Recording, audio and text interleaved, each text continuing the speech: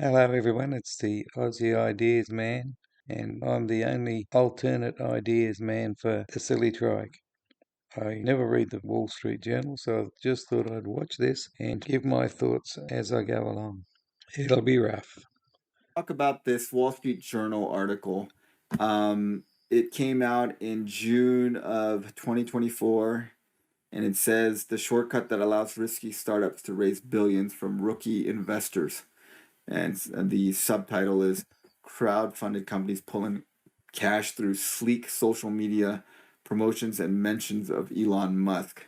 Um, and here's a Elon Musk. big picture of the Gamma prototype. Um, Wait, is this Gamma or is this Luna? I think it's Luna. Yeah, this is Luna. Now, if you this article, I've actually been waiting for this article for months now. Um, there is, I'm in contact with several APTERA engineers, former engineers from time to time, and I'm also in contact with some people that I can only assume they are current or former employees of APTERA. They know way too much information to not be have been inside of APTERA at some point. And one in particular is pretty pessimistic about APTERA and has been telling me from months ago that that APTERA was being investigated by the Wall Street Journal, and that there is going to be a pretty scathing expose piece on APTERA released in the Wall Street Journal. I can only assume that this is the article that they are talking about. My first thought is if he knows so many disgruntled ex-employees of APTERA, why is he just reporting on things relating to this article and not telling us all about the things he knows that these disgruntled employees have been telling him? It's just this one selective little part when he could give us so much more information. And it's pretty underwhelming, actually. I don't think there's anything in here that I didn't know, or that most of us didn't already know. And there is no scandal here. Like I thought they were going to say that, like, like Steve or Chris were like embezzling money from APTERA or something like that. I mean, I would be surprised because when I met these guys, they seemed like good guys. And but I thought it was gonna be something like that, or they were like giving special deals to their family members or friends where they could get stock for much cheaper, or that there was never any intent to produce or anything like that. But there was none of that. It was just all stuff that we knew about. Now, there was some of that for Boxable, so that was a little interesting. But basically, like, you guys should read this article. I mean, it's interesting. I think overall, there's like facts in this article that are true, but then their conclusion is that here's their conclusion. Their conclusion is that basically crowdfunding takes advantage of low information investors.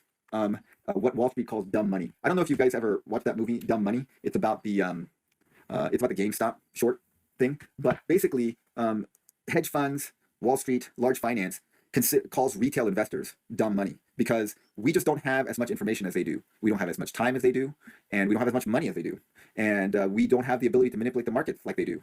And so they feel like retail investors just are not sophisticated and are basically suckers that they could take money from. That's kind of the gist of it. And this article kind of plays into that narrative that people that are not professional investors are gullible and easy to fool, and that there are companies that are taking advantage of this and fleecing people. Well, I have not read this article, know nothing about it, but I wouldn't think that the main theme is that crowdfunding is dumb money because it says in the article title, the shortcut that allows risky startups to raise billions from rookie investors. So I'd say the premise must be to tell us what that shortcut is. So I'm looking forward to watching this article, or what I should say is this review by the cretin, to see if he ever comes up with this shortcut. And they're using APTERA and Boxable as examples of this. Now, there's nothing to say in this article that APTERA is doing anything unethical or running a scam. They're just saying, oh, APTERA has like sleek social media campaigns and they generate a lot of interest and they've been very successful at crowdfunding. So I Well, so far he still hasn't identified this shortcut.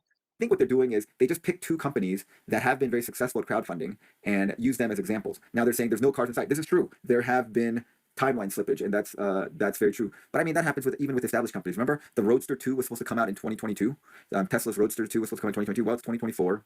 There's no Tesla Roadster 2 out. The Cybertruck was delayed multiple years as well. I mean, it's just hard to deliver a vehicle. They always like to compare with other companies and go, well, we're innocent because other companies have had similar circumstances.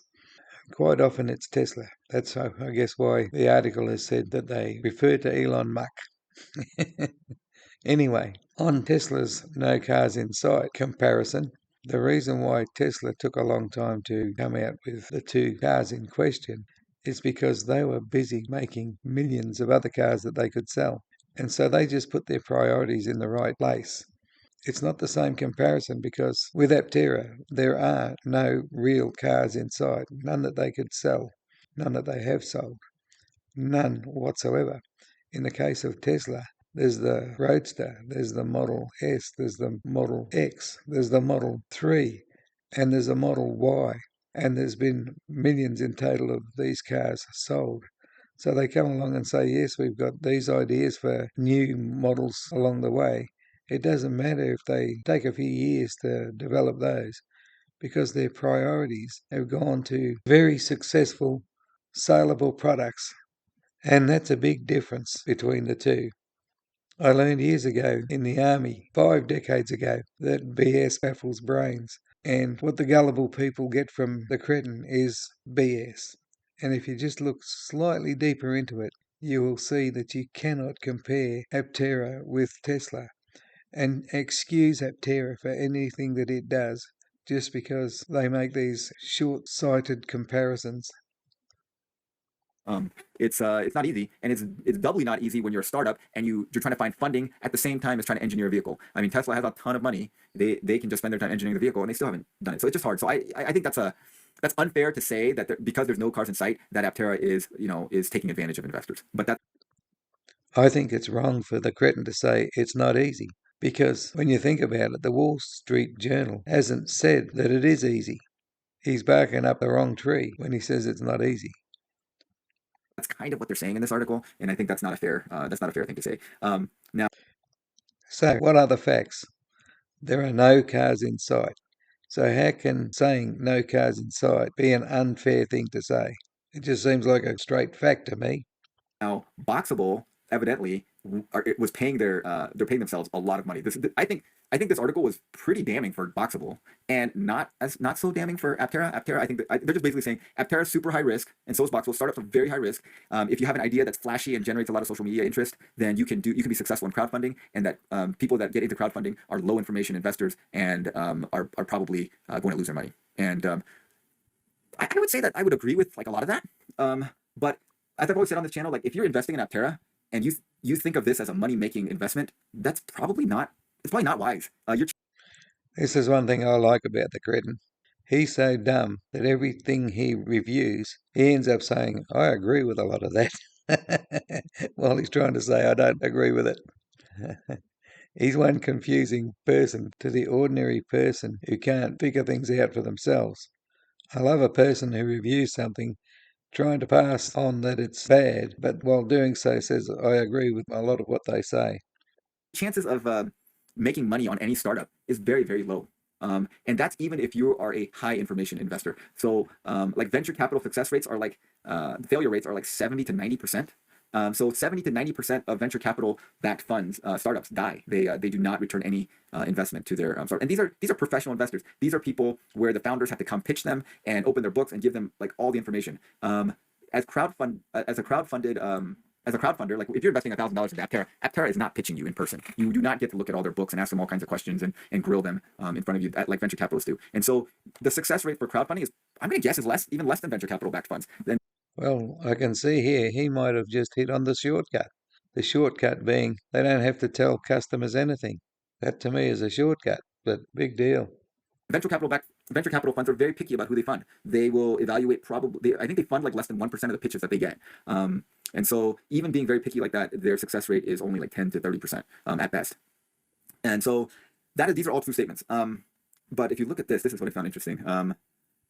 Let's see here.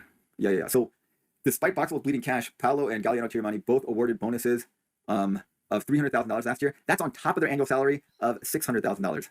That is literally insane. So they have a company that's bleeding money, not making any cash, not really delivering any products. They're paying themselves $600,000 a year and then giving themselves $300,000 bonuses. So they're basically paying themselves $900,000 a year.